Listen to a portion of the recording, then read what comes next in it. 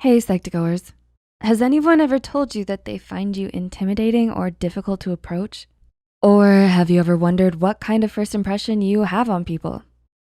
Thanks to the Myers-Briggs Personality Type Indicator, or MBTI, one of the most popular and widely used personality tests in the world, you can have a better idea not only about who you are, but also about who other people perceive you to be. Here is why people might be intimidated by you, according to your personality type. Number 1, ISFJ, the defender. Known for being friendly, generous, supportive, patient, and reliable.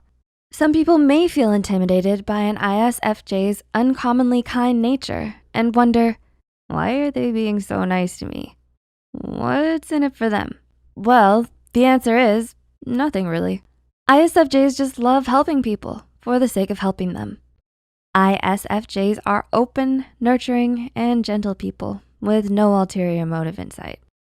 Number 2, ESFJ, the caregiver. Also called the consul, ESFJs might be intimidating to other people because of how effortlessly likable and popular they tend to be. Social butterflies who everyone wants to be friends with. They're charming, friendly, and confident. They make life look so easy and fun that it's hard not to envy them, but even harder not to love them because of how bubbly, loyal, and lovable they are. Number 3, ISTJ, the logistician. If ESFJs are the vibrant and outgoing life of the party, ISTJs are the complete opposite. They are reserved, dutiful, rational, and steadfast. If you're an ISTJ, people are most likely too intimidated to approach you because of how matter-of-fact you tend to be. You might also seem a bit harsh and cold-hearted because of your tendency to value truth and logic more than emotional needs of others. But hey, there's nothing wrong with being a pragmatist. Number 4, ESTJ, the executive. One of the most intimidating personality types out there. High-achieving perfectionists, ESTJs aren't always the most approachable of people because of how strictly they uphold the rules, impose order, and expect everyone else to do the same.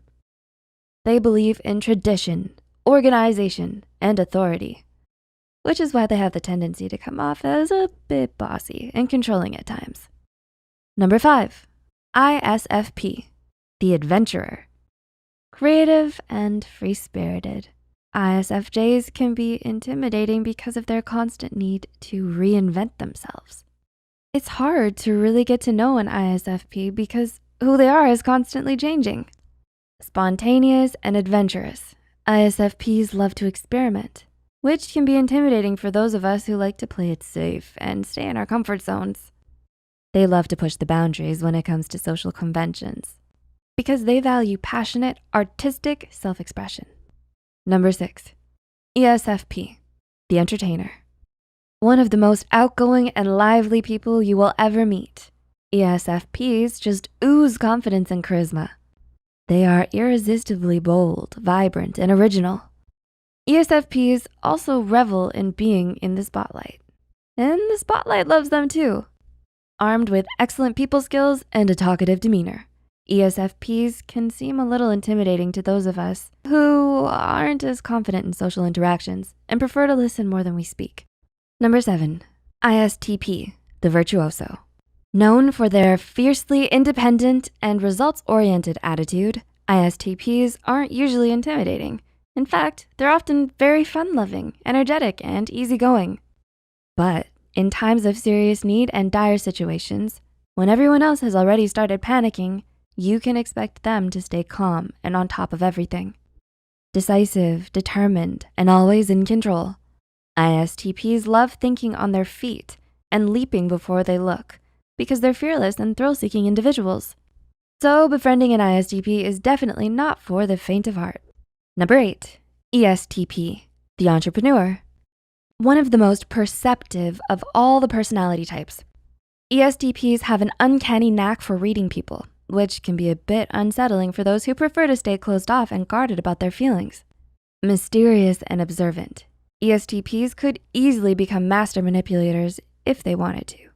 Luckily for us though, they have no interest in playing mind games. They prefer to be open, honest, and direct. There's never any beating around the bush with an ESTP. Number 9, INFJ, the advocate. INFJs work tirelessly to save the world and make it a better place for everyone. Kind, compassionate, and altruistic, INFJs are peace-loving diplomats with a lot of emotional depth. And this introspective, still waters run deep kind of nature can be intimidating for some, especially because INFJs are very hard to get to know. They value their privacy a lot and tend to seem a bit distant and guarded, even with their closest friends and family. Number 10, ENFJ, the protagonist. Next, we have the ENFJ, who most people tend to find intimidating for the opposite reason as INFJs. ENFJs are so authentic and genuine that it kind of catches a lot of us off guard. Big-hearted and empathetic, they live to inspire others and love taking on the role of mentor, supporting their loved ones and providing boundless encouragement. On bad days, though, they can come off as a bit condescending and patronizing. Number 11, INFP, the mediator. Although they're often seen as thoughtful, innocent, soft-hearted idealists, INFPs have a dark side too. They can be incredibly rigid in their unrealistically high expectations of both themselves and their loved ones. So if you ever go against their beliefs or fail to live up to their idealized version of you, they will most likely begin to distance themselves from you or hold a grudge against you for not being the person they thought you were. Number 12, ENFP, the campaigner. If ESTJs intimidate people with how rule-abiding and traditional they are, ENFPs intimidate people with how unconventional and non-traditional they like to be. Fun, spontaneous, and highly creative, ENFPs love to challenge the usual way of doing things and going against societal norms. They permanently live outside of the box because they think life's too short to be boring. Number 13, INTP, the logician. An objective and straightforward critical thinker. Some people might find INTPs to be intimidating because of their blunt, always questioning attitude. INTPs love to learn, and they seek to know all that is knowable. Hence, they love researching, theorizing, and having intellectual discussions with like-minded people. Number 14, ENTP, the debater. Quick-witted and sharp-tongued. No one loves a good debate more than an ENTP. And for some people, that can be a bit off-putting. To always have everything you say and think challenged, but ENTPs don't mean any harm by it. They just love attacking and defending ideas at every angle, taking them apart only to put them back together again.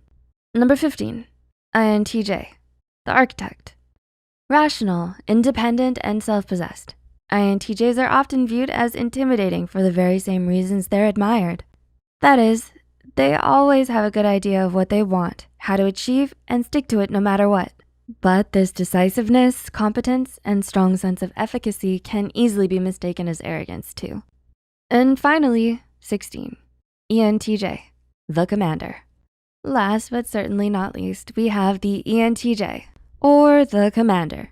As you might have already guessed, most people find them intimidating because of their incredibly focused, driven, and goal-oriented attitudes. Bold, brazen, and confident. ENTPs are natural-born leaders who have no problem taking charge and calling the shots. So, did you relate to any of the things we've mentioned here? What was your personality type and why do you think people might be intimidated by you? Did you find this video insightful? Tell us in the comments below. Please like and share it with friends that might find use in this video too. Make sure to subscribe to Psych2Go and hit the notification bell icon for more content. All the references used are added in the description box below. Thanks so much for watching and we'll see you next time.